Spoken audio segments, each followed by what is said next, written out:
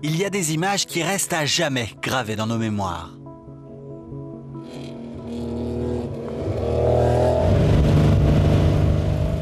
Souvenez-vous, haut comme trois pommes, lorsque vous regardiez le magazine Échappement. En janvier 1983, au sommaire du numéro 71, le Tour de France des préparateurs. On y découvre à l'époque une Alfa Romeo GT V6 de compétition, née de la passion et de l'obstination de deux hommes, Danis Nobeck et Bernard Manger.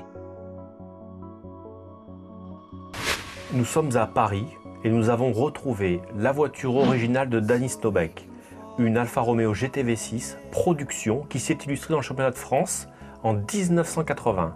Cette voiture est préparée et aujourd'hui, cerise sur le gâteau, on va nous prêter une GTV encore mieux préparée avec laquelle nous allons rouler à l'est de Paris sur le circuit des Écuyers.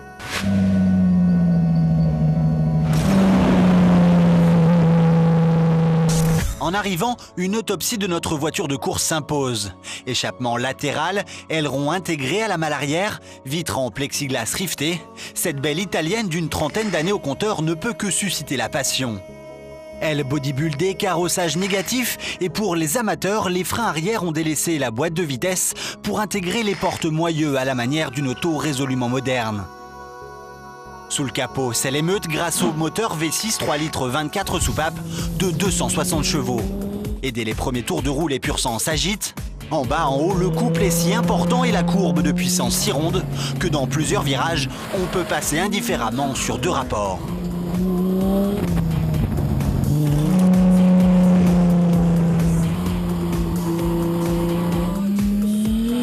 Et puisque la passion à Direct Auto, c'est notre leitmotiv, nous sommes allés à la recherche de la version développée en rallye. C'est dans l'arrière Pays de Grâce, aux côtés de l'ancienne voiture du pilote grenoblois Bertrand Ballas, que notre essai a pris forme. Quel bruit et quel niveau de performance 25 ans après. Calibrée pour jouer la gagne, cette pièce unique réanime vos tympans. De cet habitacle dénaturé pour les besoins de la course, on retiendra les vapeurs d'essence, une chaleur étouffante et des performances hors du commun. Quel plaisir!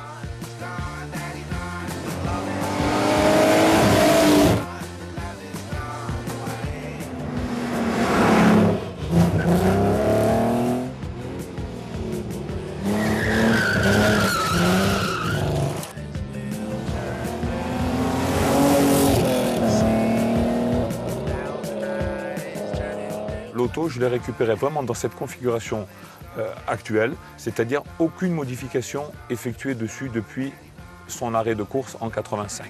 Donc siège d'origine, arceau aluminium d'origine. On va même dans les moindres détails, les petits coups qui sont sur l'aile et sur les passages de roue dus à son parcours sur la terre sont restés. Les stylos dans le porte-stylo du copilote Éric Lenné sont ceux de l'époque, grignotés avec le stress de l'époque. Vraiment, c'est ce que je recherchais, les moindres détails qui font qu'elle n'est pas comme les autres. Mais pour une utilisation plus propice au déplacement quotidien, une GT V6 de série semble plus adéquate. Ces victoires en championnat sur circuit ont donné naissance à la série spéciale production signée des pilotes Coudini et Snobeck. Une pièce rare numérotée disponible à 300 exemplaires en 1983 autour des 4 et 6 cylindres. Doté de jantes Gotti, d'un kit carrosserie et d'une série d'autocollants, ce GTV symbolisait ses victoires. Ce coupé italien performant aura indéniablement réussi une prouesse, être accessible aux amoureux de belles mécaniques. Un bel exemplaire s'échange aujourd'hui autour de 12 000 €. Avis aux amateurs.